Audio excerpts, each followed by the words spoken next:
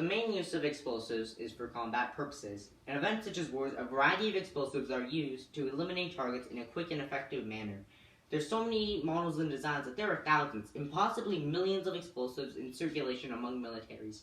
Some may wonder about the mechanics and how these weapons manage to create an explosion. Therefore, this project is going to go through 3 different explosives to see how they function and how they create that explosion. The 3 weapons I chose are missiles, grenades, and atom bombs. And I've also chosen these 3 because their detonation methods vary just as much as their designs. For missiles, I've created this model where you can see the bare minimum for a missile to fly.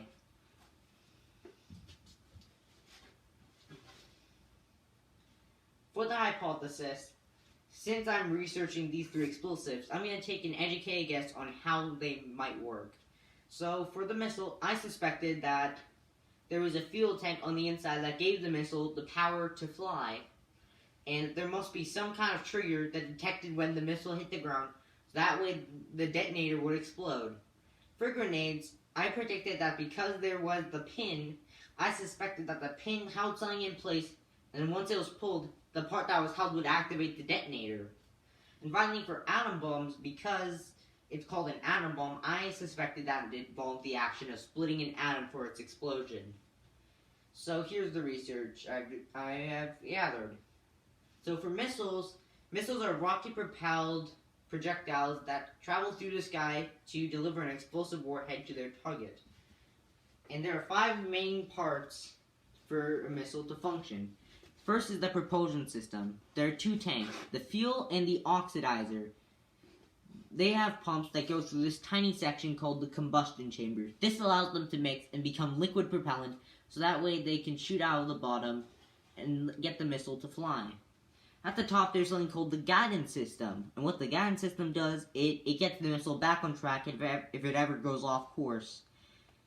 Aerodynamics, such as the fins or wings, are used by the guidance system, so it does get back on track. If you look on the inside again, there's something called the target seeker. It uses methods such as infrared or laser sensors to determine its distance from the ground, so it knows when to activate the warhead. And finally, the warhead is in the top here. This is what delivers the payload and creates the explosion once it is close enough to the ground. So now we move on to grenades. I researched 2 types of grenades: impact grenades and time delay grenades. We'll start with the time delay grenades. There is a safety pin on the time delay grenade, and once that is pulled, a part that was held in place by the pin, known as the striker, is spring-loaded and gets shot down to hit the percussion cap. This causes a spark which creates a fire that goes through this chemical delay and activates the detonator. Impact grenades are slightly different from this. Instead of being thrown, they are fired out of a grenade launcher instead. So, right now, if you try to activate it right now, it will not work. That is because the detonator is out of reach of the striker. So that is why, once it's fired out of the grenade launcher, these fins cause it to go into a spinning motion, and the force slides back weighted pins holding the detonator into place, and the spring-mounted detonator can spring forward and be in reach of the striker. And that is what causes the explosion of the impact grenade. For atom bombs, they are one of the deadliest weapons known to mankind. There have been 2 designs.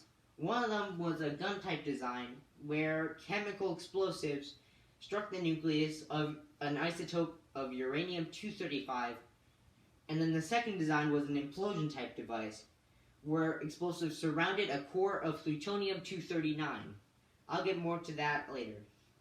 So, now with gas explosions. Gas explosions are used in grenades because they're very compact and easy to do. How it works is simple.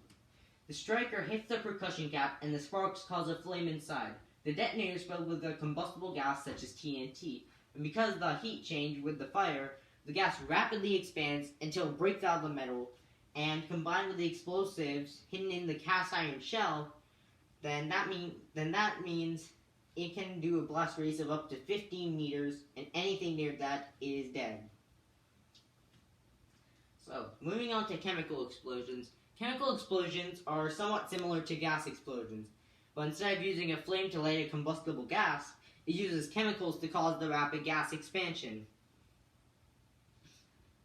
So, the thing about chemical explosives is that the reaction needs to happen fast. If the reaction does not happen fast, then you will not get the rapid gas. See, if it happens slowly, the only thing you'll notice is a tiny change in heat. But if it happens quickly, then you get the reaction of a gas expanding, and because of the sheer size warheads can be, it can be a really big explosion, killing everything in a 500-meter radius, as shown in the graph. And now, finally, there's nuclear fission. Nuclear fission happens because when the nucleus of an atom gets struck, it releases a mass amount of energy. And in the case of the uranium-235 and plutonium-239, it does a process called fission, in which more neutrons are produced from it. Those neutrons strike more atoms of the isotopes, and then this chain reaction keeps going until the end is an atomic explosion. Critical mass is also a key part to this. Critical mass is the amount of each isotope needed, so that way, that when one atom's nucleus gets struck, the fission will strike another nucleus on average. So, in conclusion, I was pretty surprised at the information I discovered. I realized there are so many more mechanics that are more complex than I had originally perceived. For the atom bomb and the grenade, I got somewhat correct when it came to that. With the missile, I was a little bit off. But I was really surprised to see that the missile used laser sensors to determine its distance from the ground, and also the fact that it creates its own liquid propellant inside the missile.